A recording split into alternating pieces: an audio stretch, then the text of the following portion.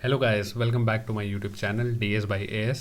मेरा नाम है अमन और आज की वीडियो में हम लोग डिस्कस करेंगे different types of machine learning. तो जैसा कि लास्ट वीडियो में हम लोगों ने डिस्कस किया था व्हाट इज़ मशीन लर्निंग, उसके यूज़ केसेस और भी डिफरेंट चीज़ें आज हम लोग डिस्कस करेंगे कि what are the different types of machine learning. तो चलिए बिना टाइम वेस्ट किए इस वीडियो को शुरू करते हैं। So guys, machine learning is generally broadly classified into three different types. तीन टाइप्स की मशीन लर्निंग होती है। सबसे पहला जो टाइप है वो है सुपरवाइज्ड मशीन लर्निंग। दूसरा जो टाइप है वो है अनसुपरवाइज्ड।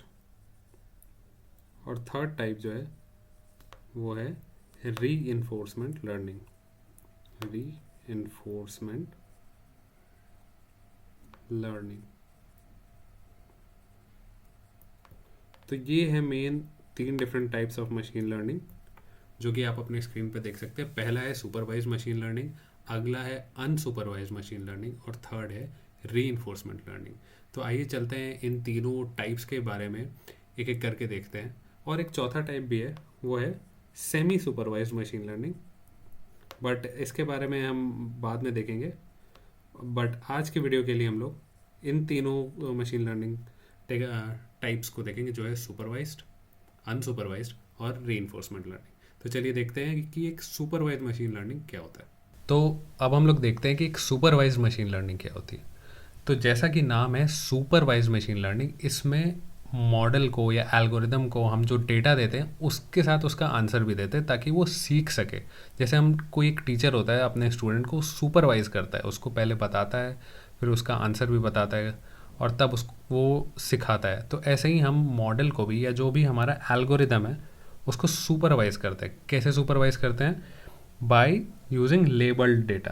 अब ये क्वेश्चन आ रहा होगा कि ये लेबल्ड डेटा होता क्या है।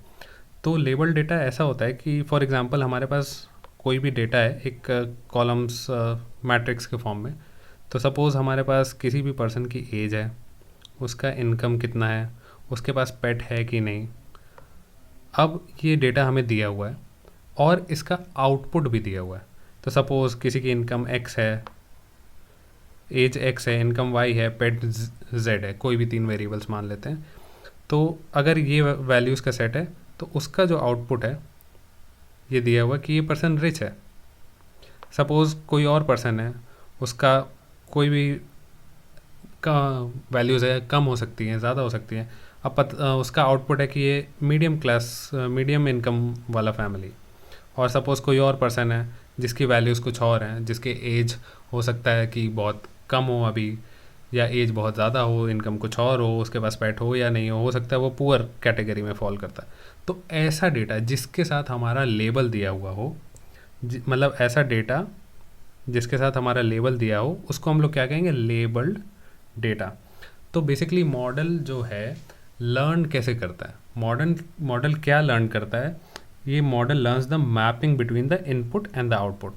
तो ये हमारा इनपुट हो जाएगा, ये सारे वैल्यूज़ किसी भी डेटा पॉइंट का, और क्या लर्न करेगा? आउटपुट लर्न करेगा। तो नेक्स्ट टाइम मॉडल अगर देखता है कि अगर कोई भी पर्सन है और उसकी इनकम एज x है, इनकम y है, पेट z है, तो वो क्या करेगा? वो बता सकता है कि ये पर्सन रिच कैटेगरी में। तो बेसिकली सुपरवाइज मशीन लर्निंग में हम लोग एक लेबल डेटा सेट देते हैं। जब भी हमारे पास लेबल डेटा सेट हो तब हम लोग इसको यूज़ करते हैं। एक एग्जांपल से यहाँ समझ लेते हैं कि सपोज़ हमारे पास लेबल डेटा है यहाँ पे, और इसमें बहुत सारे अलग अलग शेप्स हैं और हमारे पास नीचे लेबल्स भी दिए हुए हैं कि बाई चांस अगर ये वाला शेप है तो ये हेक्सागन होगा, अगर ये ट्रायंगुलर शेप है तो ये ट्रायंगल होगा, और अगर ये वाला स्क्वायर्ड शेप है तो स्क्वायर होगा। अब हम लेबल डेटा और लेबल्स को हम अपने मॉडल्स में फीड करते हैं। मॉडल क्या करता है? इन्हीं मैपिंग को लर्न करता है कि अगर इस तरीके का शेप है तो ये स्क्वायर होगा। तो इस चीज़ को मॉडल लर्न करता है और फिर प्रेडिक्ट करता है। सपोज़ हम कोई भी नया ऐसा डेटा देते हैं जो मॉडल नहीं देखा हो पहले, उससे मॉडल से पूछते हैं कि ये वाला शेप क्या है और ये वाला शेप क्या है। तो फिर मॉडल ये जो प्रीवियस डेटा जो ट्रेनिंग जिस पे हुआ है उसको देख के मॉडल बताता है कि ओ ये तो स्क्वायर है और ये तो ट्रायंगल है। तो बेसिकली सुपरवाइज मशीन लर्निंग में हम लोग लेबल डेटा का यूज़ करते हैं जिससे मॉडल को हम पहले से ही सिखा देते हैं मैपिंग, और उस मैपिंग के थ्रू वो लर्न करके प्रेडिक्ट कर पाता है कि क्या होगा आउटपुट। अब सुपरवाइज मशीन लर्निंग के भी बहुत सारे क्लासिकल एग्जांपल्स हैं। जैसे कि अगर हमें क्लासिफिकेशन का टास्क करना है, अगर हमें क्लासिफाई करना है, जैसे ऊपर अभी ये डायग्राम में आप लोगों ने देखा कि क्लासिफाई करना है कि ये शेप कैसा है, ये शेप कैसा है, तो उसमें बहुत सारे हमारे एल्गोरिदम्स आ जाते हैं। और वहीं एक तरीका डिफरेंट होता है जिसमें रिग्रेशन होता है, जिसमें हम लोग वैल्यूज़ को प्रेडिक्ट करते हैं कि based on previous charts, suppose stock market prediction का देख लें, तो based on previous values next instance पे क्या वैल्यू होगी हमारे स्टॉक की।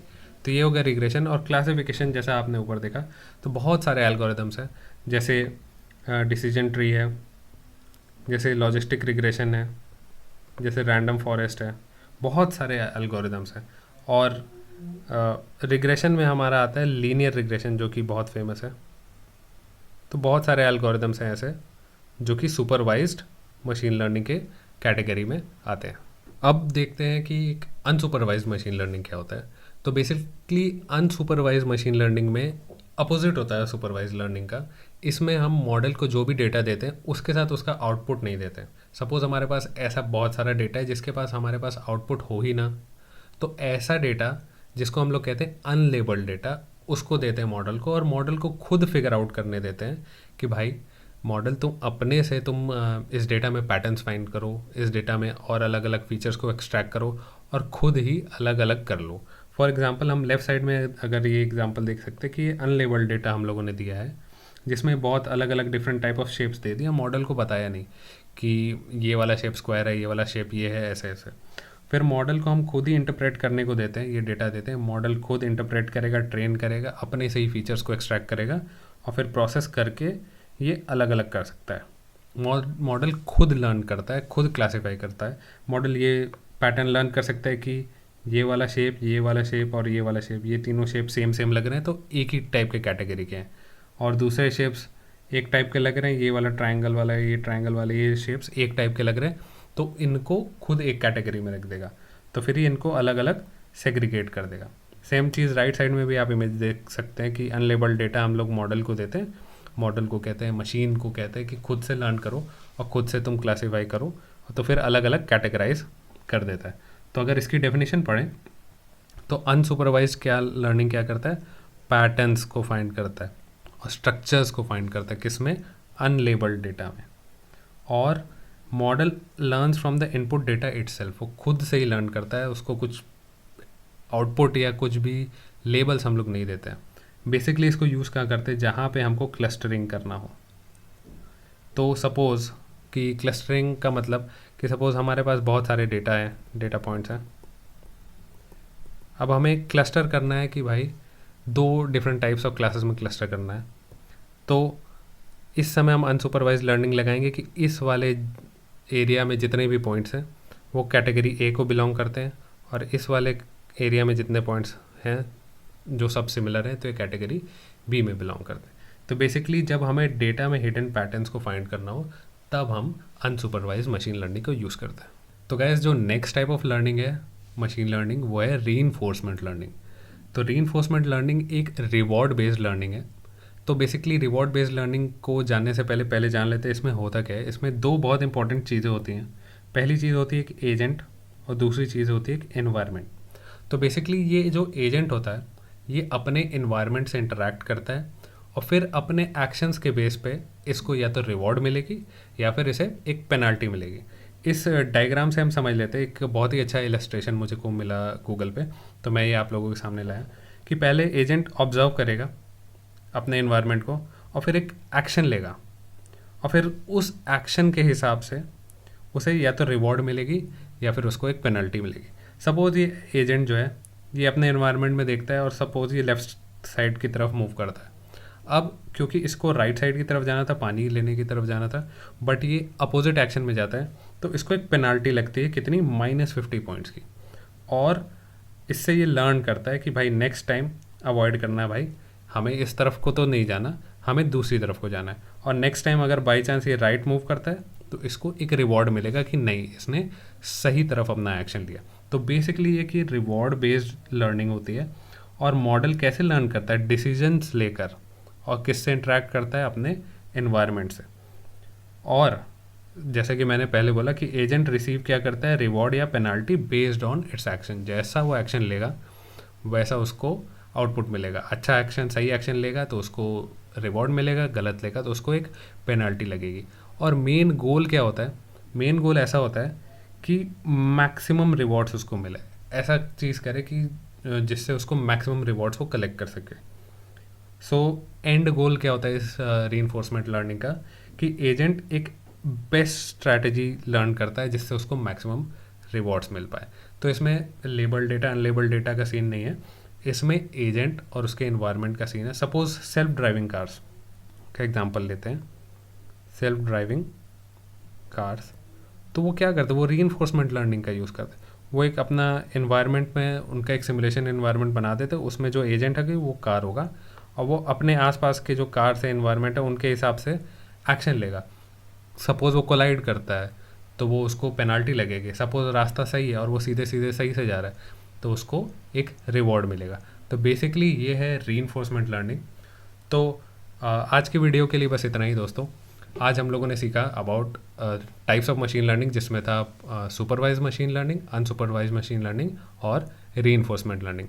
तो hope so you guys have like this video, और अगर यहाँ तक आ गए तो ज़रूर इस चैनल को सब्सक्राइब करें, और ऐसे और भी कंटेंट ज़रूर पोस्ट होते रहेंगे। So thank you so much, bye bye.